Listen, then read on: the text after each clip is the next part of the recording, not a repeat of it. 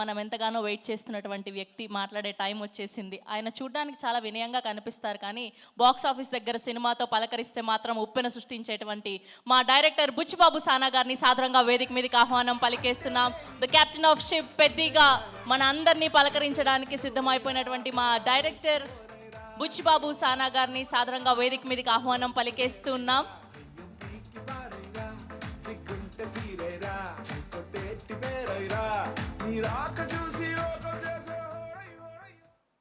అందరికీ నమస్కారం అండి. మా గురువు గారు సుకుమార్ గారికి సార్ థ్యాంక్ యూ సార్ వచ్చినందుకు. ఏం మాట్లాడడానికి ఏమీ లేదండి, సింపుల్గా చెప్పేస్తాను. ఏప్రిల్ 30ని రానందుకు క్షమించండి, జూన్ 4న వస్తున్నందుకు ఆశీర్వదించండి. Thank you so much. Peddi చాలా కమర్షియల్గా ఎమోషనల్ రైడ్ సతీష్ గారు చెప్పినట్టు మీ అందరి హృదయాలకి చాలా దగ్గరగా ఉంటాడు పెద్దిగాడిని హృదయంలో తీసేయడం అంత ఈజీ కాదు. థ్యాంక్ యూ అండి, thank you so much. June 4న నా ప్రేమనంతా చరణ్ సార్ మీద చూద్దరు, కానీ ఈ అవకాశం ఇచ్చిన చరణ్ సార్కి థ్యాంక్ యూ సో మచ్ అండి. Thank you sir. బుచ్చిబాబు గారు, మీరు చూడ్డానికి ఇంత సైలెంట్గా ఉంటారు, కానీ సెట్స్లో ఇంత మంచి యాక్టర్స్ని, ఇంత పెద్ద యాక్టర్స్ని పెట్టుకొని ఎలా డీల్ చేయగలుగుతున్నారు? ఎలా ఉంటారు? ఎలా మేనేజ్ చేయగలుగుతున్నారు? ఈ టెన్షన్ అండి, అంతే, ఇంకేముంటుంది, మామూలు చేసుకుంటాం. బేసిక్గా ఆన్ సెట్స్లో కూడా వర్క్ చేసేటప్పుడు ఇలానే ఉంటారా మీరు?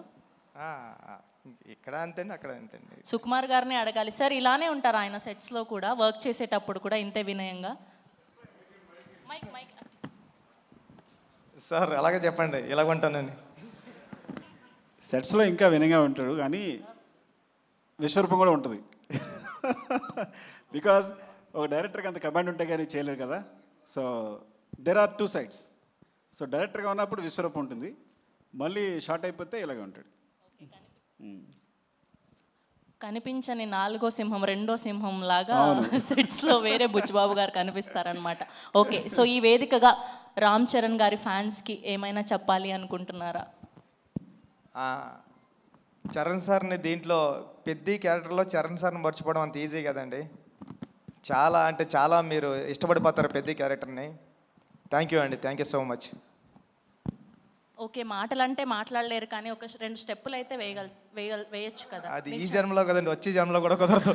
కాదండి, ఈ మధ్య డైరెక్టర్లు భారీగా స్టెప్పులు వేసేసి సినిమాని ప్రమోట్ చేస్తున్నారు, మనం కూడా ఎందుకు ట్రై చేయకూడదు చెప్పండి. ఈ స్టెప్పులు వేస్తానండి. Thank you. అయ్యయ్యో, థ్యాంక్ యూ అండి, thank you so much. So 4th